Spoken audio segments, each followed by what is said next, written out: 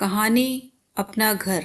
मुग्धा रूप रंग में साक्षात सौंदर्य की देवी प्रतीत होती थी। गौरवर्ण, श्यामल केश, सुराही जैसी गर्दन और चाल ऐसी लुभावनी की हिरनी भी शर्मा जाए। पाक कला में दक्ष मुग्धा पढ़ाई में सामान्य रही थी। उसकी माँ सावित्री देवी ने उसे बड़ी ही सादगी से पाला था। कभी मुग्धा आधुनिक परिधान पहनने के लिए कहती तो सावित्री देवी तुरंत टोक देती, मुग्धा, बाबुल के घर लड़की सादा ही रहती है, अपने घर जाकर चाहे जितना फैशन करना। मुग्धा के कॉलेज से लड़कियां एजुकेशनल टूर पर जा रही थी। उसने भी माँ से अपने जाने के विषय में पूछा तो माँ का जवाब आया, मुग्धा, मुझे विवाह से पूर्व लड़की का यूं घूमना फिरना पसंद नहीं। जितना भारत भ्रमण करना हो अपने घर जाकर करना। मुग्धा उदास होकर स्वयं से पूछती, क्या ये मेरा घर नहीं है?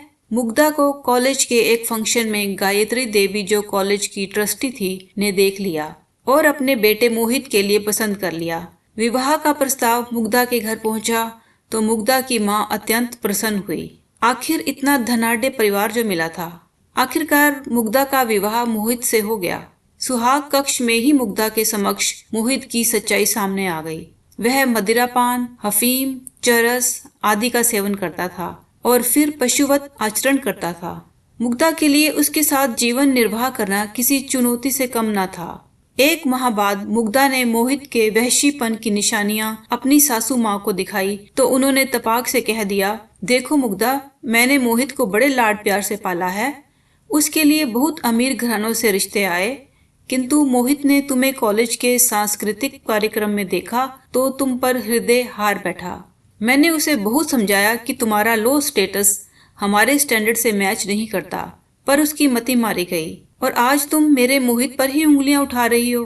तुम क्या जानो ये हाई सोसाइटी के शौक हैं। यदि तुम हमारे साथ एडजस्ट नहीं कर सकती तो अपने घर चली जाओ।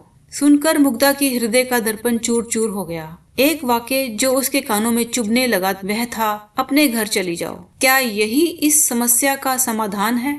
मायके में बेटियों को ये कहकर बड़ा किया जाता है कि अपने घर जाकर अपने सारे अरमान पूरे करना, और फिर ससुराल से यही कहकर धुतकारा जाता है कि अपने घर चली जाओ। आखिर एक लड़की का घर कौन सा होता है? मायका, जहाँ उसे ससुराल की अमानत समझकर बड़ा किया जाता है, या ससुराल जहाँ उसे हर क्षण परायेपन का एहसास कराया जाता है।